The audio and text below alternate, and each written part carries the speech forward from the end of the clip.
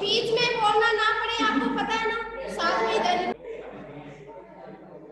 Good morning students, मैं Sanskrit subject teacher Sanju Saini आपकी Sanskrit class में मैं आपका स्वागत करती हूँ। तो स्टूडेंट्स, आज हम पढ़ेंगे द्वादश पाठ है 12 का पाठ, जिसका शीर्षक है मरु सौंदर्य, अर्थात अपने रेगिस्तान का जो सौंदर्य है, हमारा जो मरु सौंदर्य है, उसी के बारे में आज हम अध्ययन करेंगे।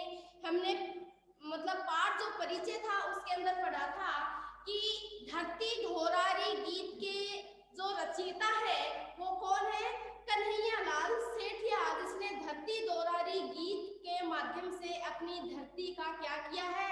गुणगान किया है, यानी अपनी मरुस्थल की विशेषताओं का यहाँ पर बखान किया है। तो पहला श्लोक है, ध्यान से देखना। शरीर विज्ञान विचक्षणेन प्रशंसितो अयं चरक ईश्वरेण। शरीर विज्ञान के विचक्षणेन यानी विशेषज्ञ, शरीर विज्ञान के विशेषज्ञ कौन है? आचार्य चरक। शरीर विज्ञान के विशेषज्ञ कौन है? आचार्य चरक द्वारा प्रशंसित है। क्या है? अगली लाइन में देखो, सह देश है, यह वह देश, स्नेह भावैक रसई विशिष्ट शुष्को अपि नित्यम सरस सह देश है, कि यह जो हमारा जो मरुस्थल है, भारत देश का जो मरु सौंदर्य है, शुष्को अपि, शुष्क होते हुए, अपि यानी भी, यानी सूखा होते हुए भी कैसा है?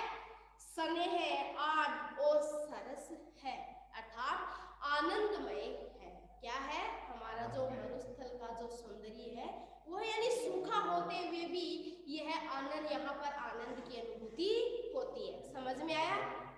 यानी शरीर विज्ञान के विशेषज्ञ आचार्य चरक ने के द्वारा प्रशंसित है यह ऐसा, यह देश। कौन सा देश? अपना जो मरुस्थल है, अपना जो देश है, इस देश के बारे में बताया कि यह देश सूखा होते हुए भी सरस है, अर्थात यहाँ पर आनंद की अनुभूति होती है। ओके, अगला है, मरु सुवर्णो नहि येन दृष्ट है, किम तेन दृष्ट है, क्वचित् सदृश्यम स्फुटं मरो भान्ति सुमेरु श्रृंगा शिलासु कृष्णासु नयते हि मृगः। मरु यानी हमारे मरुस्थल के बारे में बताया गया, मरु सौंदर्य के बारे में बताया गया। मरु यानी मरुस्थल, सुवर्ण हो, सुवर्ण, सुवर्ण यानी सुनहरा, सुंदर वर्ण वाला, नहीं ये न दृष्टा, न यानी नहीं, ये यानी इसको, दृष्टा यानी देखा, यानी जिसने इस सुनहरे मरुस्थल को नहीं देखा है, जिसने इस सुंदर मरुस्थल को नहीं देखा है, किम तेन दृष्टम क्वचित् सदृश्यम, उसने क्वचित् यानी कहीं भी इससे सुंदर दृश्य नहीं देखा है, यानी जिसने इस मरु सौंदर्य को नहीं देखा है, अपने मरुस्थल के सौंदर्य को नहीं देखा है, उसने शायद और कहीं भी अच्छा दृश्य और कहीं नहीं देखा है। स्फुटं मरो भान्ति मेरु सुमेरु श्रृंगा शिलासु कृष्णासु नयते मृगः। स्फुट यानी स्पष्ट, मरु यानी मरुस्थल की, भांति यानी शोभा को, सुमेरु श्रृंगा यानी सुमेरु पर्वत की, श्रृंगा यानी चोटी, सुमेरु पर्वत की चोटी, शिलासु यानी शिलाओं में, कृष्णासु यानी काली, न ही ते मृगः यानी जिसने मरु सौंदर्य का, जिसने इस सुनहरे मरुस्थल का सौंदर्य को नहीं देखा, उसने शायद और कहीं इससे अच्छा दृश्य नहीं देखा, क्योंकि यह जो मरु सौंदर्य है, अर्थात मरुस्थल, सुमेरु श्रृंगा, सुमेरु पर्वत की चोटी है, वो मरु यानी मरुस्थल में जो क्या है? सुमेरु पर्वत के समान, श्रृंगा यानी चोटी, स्फुटम भांतो स्पष्ट दिखाई देती है, यानी हमारे जो मरुस्थल की जो चोटी है, मरुस्थल की चोटी किसके समान लग रही है? यहाँ पर सुमेरु पर्वत की शिला श्रृंगा यानी चोटी के समान लग रही है। तो ये बहुत ही कैसी दिखाई देती है? स्पष्ट दिखाई दे रही है। तो ये ऐसी सुंदरता, शिलासु कृष्णासु यानी काले पत्थरों की, शिलासु यानी कृष्णासु यानी काले, शिलासु यानी पर्वतों में, पत्थरों में भी दिखाई नहीं देती है। ऐसी सुंदरता पर्वतों में, पहाड़ों में भी दिखाई नहीं देती है। जितनी सुंदरता हमारे मरुस्थल में जो सुवर्ण सुमेरु पर्वत के समान दिखाई देती है, यानी हमारे मरुस्थल की जो सुंदरता है, ऐसी सुंदरता पहाड़ों में भी नहीं दिखाई देती है। रम्ये क्वचित सेकत वप्र सानौ सुकोमले भास्वती हेमवर्णे प्रातः प्रदोषे च सुखम स्थितानां केशां न चेतांसि विकासवती। रम्यम यानी रमणीय, सुंदर, क्वचित यानी कहीं, क्वचित यानी कहीं, सेकत यानी होती है बालू, मिट्टी, मिट्टी को क्या कहा गया है? सेकत। सेकत यानी होती है बालू अर्थात रेत। वप्र यानी होता है टीले, मिट्टी के टीले। सानु, सानव, सानव यानी क्या होती है? चोटी। सानव यानी क्या होती है? चोटी यानी श्रृंखला, शिखर। तो रम्यम क्वचित सेकत वप्र सानु सुकोमले भास्वती हेमवर्ण है, यानी कहीं, क्वचित यानी कहीं पर, रम्य यानी सुंदर, सुकोमले यानी सुकोमल वर्ण वाली, हेमवर्ण यानी सुनहरे रंग की। हेमवर्ण यानी, हेम यानी क्या होता है? सोना, कंचन, इसके पर्यायवाची है ना स्वर्ण। तो हेमवर्ण यानी सुनहरे रंग की भास्वती, भास्वती यानी क्या होता है? चमकती। भास्वती यानी चमकती। क्या चमकती है? बालू मिट्टी के जो टीले की जो चोटी है वो किसके समान चमकती है? जब सूर्य उदय होता है, आपके हिंदी में एक चैप्टर होगा संध्या, उषा, उषा की लाली। इसमें बताया गया है ना कि जब सूर्य उदय होता है ना, तो हिमालय पर्वत पर जब उसकी किरण पड़ती है तो कैसा दिखाई देता है? सोने जैसा दिखाई देता है, उसकी चमक वो बहुत ही सुंदर दिखाई देती है। तो उसी प्रकार जब मिट्टी का जो टीले की जो चोटी है, जब वो सूर्य की किरण पड़ती है तो वो भी कैसे दिखाई देती है? सुनहरी चोटी है, वो कैसी दिखाई देती है? सुनहरे रंग की चमकती हुई दिखाई देती है। और वो किरण कहाँ पड़ती है? बालू मिट्टी का जो टीला है, उसकी जो चोटी है वहां पर उसकी किरण गिरती है, तो वो भी कैसे दिखाई देती है? सुनहरे टीले, वो टीले हैं वो हेमवर्ण के समान, यानी सुनहरे रंग की तरह चमकते हुए सुंदर दिखाई देते हैं, अर्थात उसकी शोभा है वो बहुत ही सुंदर दिखाई देती है। तो क्वचित यानी कहीं पर, रम्य यानी सुंदर, सुकोमल यानी सुकोमल, हेमवर्ण यानी सुनहरे रंग की, सेकत वप्र सानव यानी बालू मिट्टी के जो टीले हैं, बालू मिट्टी के टीले की जो रेत है, जो चोटी है, वो हेमवर्ण यानी सुनहरे रंग की, भास्वती यानी चमकती हुई दिखाई देती है।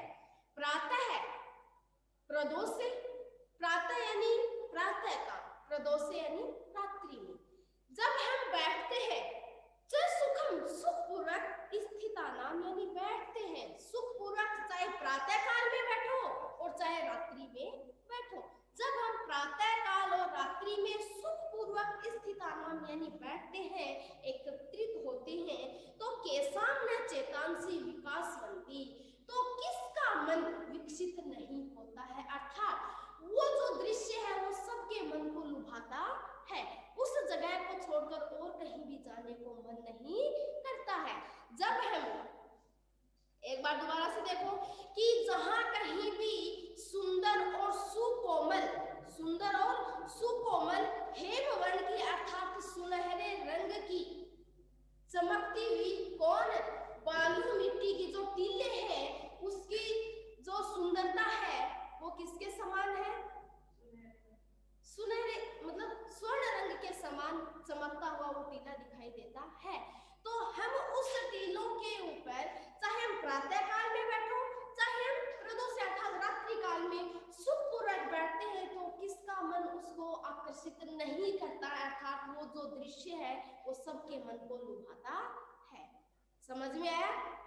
आगे देखो, सहसी शीतलो गंधवहम समीरः स तितिराणां मधुरो विरावः तन्नृत्तनं बहिर्विभूषणानां समुत्प्लवति सा च कुरंगमाणां। तो इसमें क्या बताया गया है? इसमें बताया गया है कि यहाँ हमारी जो मरुस्थल है वहाँ पर हवा बहती है, उसका भी यहाँ पर विशेषता बताई गई है, उसका भी वहाँ पर कितना सुंदर वर्णन किया गया है। और यहाँ के जो पक्षी हैं उनका भी यहाँ पर अच्छा वर्णन किया गया है। पक्षियों में जैसे तीतर है, मोर है, हिरण है, उनका इस श्लोक में वर्णन किया गया है। तीतिराणाम यानी तीतर, जानते हो ना, पक्षी होता है। तो सह शीतलो गंधवः, सह शीतलो यानी शीतल यानी ठंडी, गंधवहम यानी हवा बहती है, शीतल और ठंडी हवा बहती है। समीरा यानी हवा, शीतल और ठंडी मतलब जो सुगंधित हवा बहती है। स तीतिराणां मधुरो विरावः, और स यानी वह, यानी यह बहती हुई ठंडी शीतल सुगंधमयी हवा, और यह तीतिराणां मधुरो यानी तीतरों का, मधुरो यानी मधुर, विराव विरावः यानी क्या होता है? कलरव। विराव यानी क्या होता है? कलरव। जानते हो क्या? सुबह सुबह पक्षियों का जो कलरव होता है, मतलब पक्षी जो चहकाते हैं तो वो ही उनका जो निनाद है, उसका जो शोर करते हैं, वो ही उसका क्या माना गया है? कलरव। तो पक्षियों का यहाँ पर शीतल सुगंधित हवा बहती है। कहाँ बहती है? मरुस्थल में शीतल और सुगंधित हवा बहती है, और यहाँ वो तीतरों का मधुर कलरव। नृत्यनम बहिर्विभूषणम, तो विभूषण का यहाँ पर क्या लिया गया है? मोर बताया गया है। विभूषण का अर्थ यहाँ पर क्या है? मोर। और मोर क्या करते हैं? नृत्य करते हैं। नृत्यनम, मोरों का क्या? नृत्य। तो यहाँ इस मरुस्थल में वो तीतरों का मधुर कलरव और वो मोरों का अच्छा नृत्य अर्थात सुंदर नाचना। समुत्प्लवति सा च कुरंगमाणानां, कुरंगमाणां यानी होता है हिरण, और हिरणों का जो उछल कूद है, हिरणों का जो कलरव है, वो भी किसके मन को आकर्षित नहीं करता है। अर्थात हमारे इस मरुस्थल में, हमारी इस मरुभूमि में शीतल सुगंधित हवा बहती है, ठीक है। तीतरों का मधुर जो कलरव है वो बहुत ही मन को आकर्षित करता है।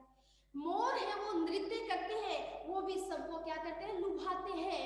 और जो हिरण है वो हिरणों का जो उछल कूद है, अर्थात ये सारा दृश्य किसके मन को आकर्षित नहीं करता, अर्थात सबके मन को अच्छे लगने वाला दृश्य है। समझ में आया? चलिए आगे, अगला है ते कुंडिला सुस्वादुरसा कलिंगा सा शारदा चंचल चंद्रिका च स्फूर्ति स्फुरंती स्फुरगावली सुकर्मेल का नाम गतश्च तास्तः। यहाँ पर क्या बताया गया है? हमारी जो मरुस्थल जो भूमि है, इसमें जो क्या क्या उपजते हैं, है ना, जिसमें मतीरे हैं। हमारे जो यहाँ राजस्थान के जो मतीरे हैं वो प्रसिद्ध है, तो उनका, और हमारे जो यहाँ चंद्रमा की जो चांदनी है, और पक्षियों का जो कलरव है, और मतलब रेगिस्तान का जहाज किसे कहा जाता है? ऊंट को। तो इसकी जो रफ्तार है उसका यहाँ पर इस श्लोक में वर्णन किया गया है। ते तुंदिला, तुंदिला यानी होते हैं मोटे मोटे, तुंदिल यानी मोटे मोटे। ते तुंदिला वे सब मोटे मोटे, सुस्वादु रसा और स्वादिष्ट रसा यानी रस वाले, कलिंगा यानी क्या होता है? मतीरे। कलिंगा यानी मतीरे, वो सुस्वादिष्ट, वो मोटे मोटे सुस्वादिष्ट मतीरे, सा शारदीय चंचल चंद्रिका, और वह शारदीय यानी शरद ऋतु की, चंचल यानी चंचल, चंद्रिका यानी चंद्रमा की चांदनी, और वह शरद ऋतु में चंद्रमा की चांदनी। स्फूर्ति स्फुरंती, स्फुरंती यानी पक्षियों का क्या? स्फूर्ति यानी पक्षियों की फुर्ती, स्फुरा में, और पक्षियों की पंक्तियों में जो फुदकने वाली जो स्फूर्ति होती है, पक्षियों में फुदकने की जो एक फुर्ती होती है वो, और करमेल का नाम, और करमेल का नाम का मतलब क्या होता है? ऊंट बताया गया यहाँ पर। इसका अर्थ क्या आएगा? ऊंट। और ऊंटों की क्या? गतश्च, गति अर्थात चाल, ताजता अर्थात किसके मन को आकर्षित नहीं करती है। तो यहाँ पर आवाज आ रही है कहीं से, और वो मुझे पता है, बोलना ना पड़े। ते तुंदिला सुस्वादु रसा, वे मोटे मोटे सुस्वादिष्ट रस वाले मतीरे, और शरद ऋतु की चंद्रमा की चांदनी अर्थात चंचल चंद्रिका की जो चांदनी है वो, और पक्षियों की पंक्तियों में स्फूर्ति जो होती है अर्थात उछल कूद करने की, फुदकने की जो स्फूर्ति, और उन ऊंटों की जो चाल है वो हमारे इस मरु सौंदर्य की क्या है? एक अच्छी विशेषता बताई गई है। अगला है वर्षागमे चारु मरु विहाय क्व नेत्र कश्यपि रमे चितम सरह सुवर्षा समय अपि यस्मिन् शरद प्रश्नं सलिलं च का अस्ति। वर्षागमे, वर्षा आगमने, वर्षा ऋतु आती है। चारु यानी होता है सुंदर, चारु यानी क्या होता है? सुंदर। किसका सौंदर्य? मरु यानी मरुस्थल का। यानी वर्षा ऋतु में इस मरुस्थल का जो सौंदर्य है उसका यहाँ पर वर्णन किया गया है। वर्षा आगमने चारु मरु विहाय, यानी वर्षा ऋतु में इस मरुस्थल के सुंदर सौंदर्य को विहाय यानी छोड़कर, विहाय यानी छोड़कर, क्वान अक्तर अन्य कहीं, क्वान यानी कहीं, अन्यतर यानी अन्य, अन्य कहीं, कस्यापि कोई भी, रमते चितम, रमते यानी लगता नहीं है, क्या? चितम यानी मन।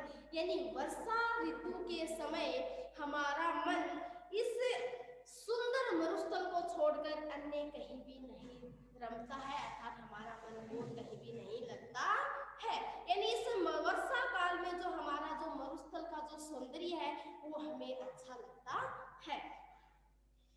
सरह सु, सरह यानी सरोवर, सु यानी सुंदर सरोवर, वर्षा समय भी, वर्षा समय में भी, यानी वर्षा ऋतु के समय में भी जो ये सरह यानी जो तालाब है वो यस्मिन यानी ये, शरद यानी शरद ऋतु के समान, प्रसन्न यानी पवित्र, सलीलम यानी सलील जल यानी पवित्र जल से, चकास्ती यानी सुशोभित होते हैं। यानी वर्षा ऋतु में भी यहाँ के जो तालाब है उसका जो निर्मल जल है, जो सुंदर जल है, वो कैसा लगता है? बहुत ही सुंदर लगता है, शोभा देने वाला होता है। अर्थात वर्षा ऋतु के समय को छोड़कर हमारा मन और कहीं भी नहीं लगता है, अर्थात इस मरुस्थल के सौंदर्य को छोड़कर हमारा मन है वो और कहीं भी नहीं लगता है। क्योंकि वर्षा के समय में भी शरद ऋतु, वर्षा ऋतु जब आती है उस समय शरद ऋतु में जो तालाबों में जो सुंदर और स्वच्छ जल रहता है, वैसा वर्षा ऋतु में भी यहाँ का जल है वो कैसा रहता है? सुंदर और स्वच्छ जल शोभा देता है, अर्थात सुंदर लगता है। अर्थात ऐसे मरुस्थल को छोड़कर हम और कहीं भी हमारा मन नहीं लगता है। चले आगे। गावः प्रश्नः मनुजः प्रश्नः देवः प्रश्नः वृत्तदान यज्ञैः किं नाम तद अनं मरौ समृद्धं विद्या समृद्धौ भवतां विधे। गावः यानी होती है क्या? गाय। गाय कैसी है? प्रसन्नः, प्रसन्न है, खुश है। गाय खुश है। मनुजा यानी मनुष्य, मनुष्य भी कैसे है? प्रसन्न, खुश है। यानी यहाँ कहाँ? इस मरुस्थल में, इस मरु सौंदर्य, हमारे मरुस्थल का जो सौंदर्य है यहाँ का वर्णन किया गया है कि इस मरुस्थल में गाय भी प्रसन्न है, हरा भरा घास रहता है, आराम से हरा घास खाती हुई घूमती फिरती हैं। मनुष्य प्रसन्न, और इस हरियाली को देखकर मनुष्य भी हमेशा कैसा रहता है? प्रसन्न रहता है। देव प्रसन्न, और देवता भी प्रसन्न है। वो किस कारण प्रसन्न है? देवता कैसे प्रसन्न है? यानी देवताओं के लिए हम क्या करते हैं? देवताओं को प्रसन्न करने के लिए व्रत करते हैं, दान देते हैं और यज्ञ करते हैं।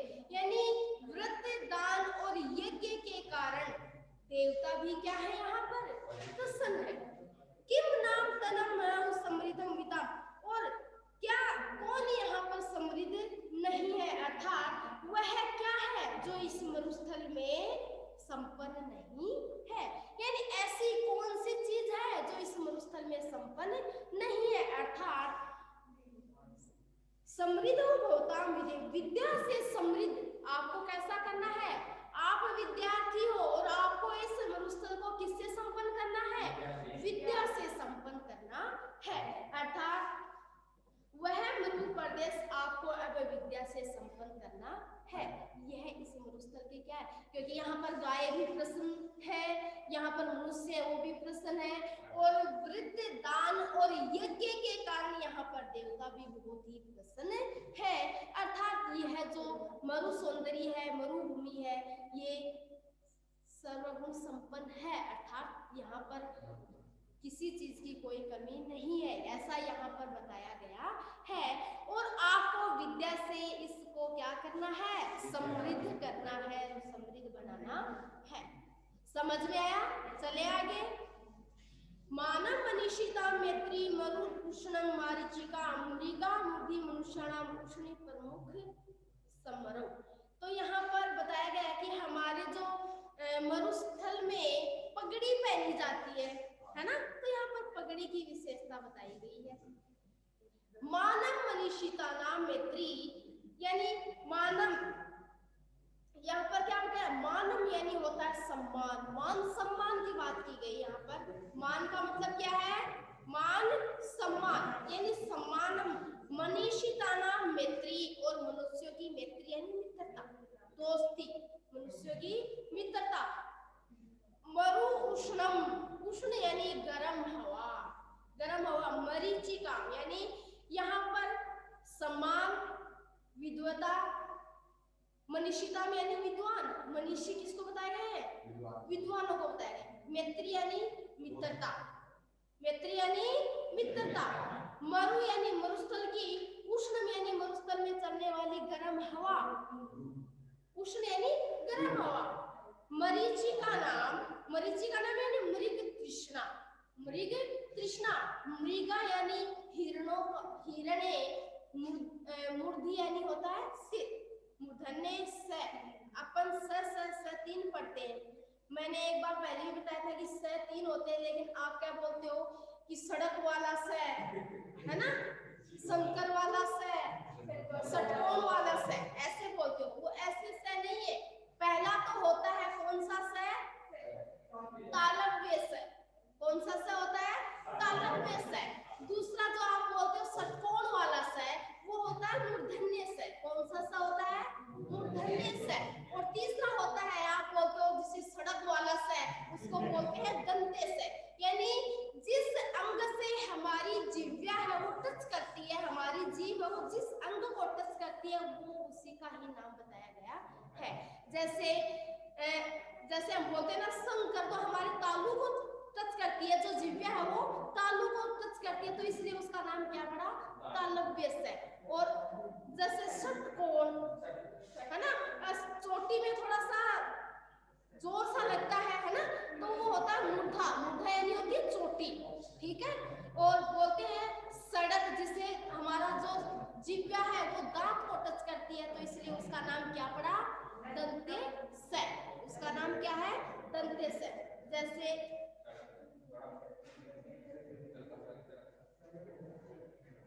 ये तीन स ना, इसको तो बोलते हैं तालव्य स, इसको बोलते हैं मूर्धन्य, और इसको बोलते हैं दंत्य स, ठीक है। तो मूर्धा यानी सिर पर, मनुष्य नाम यानी मनुष्यों की, उष्णी शम यानी होती है पगड़ी, उष्णी शम यानी क्या होती है, पगड़ी। प्रमुख मरऊ यानी प्रमुख, मरऊ यानी रेगिस्तान में क्या है, प्रमुख है, अर्थात खास है। ये सब रेगिस्तान के क्या है, खास है। कहने का मतलब है कि सम्मान, मान सम्मान, विद्वानता, द्वार। मित्रता, मरुस्थल में चलने वाली जो गर्म हवा है वो मृग तृष्णा, हिरण, सिर पर मनुष्य के पहने जाने वाली पगड़ी रेगिस्तान में खास है, अर्थात रेगिस्तान की प्रमुख विशेषता है। तो स्टूडेंट्स, मुझे आशा है कि आपको समझ में आ गया होगा। कोई दिक्कत नहीं है? नहीं है? दिक्कत तो होगी, जब मैं पूछूंगी तब होगी। Okay students, thank you, have a nice day.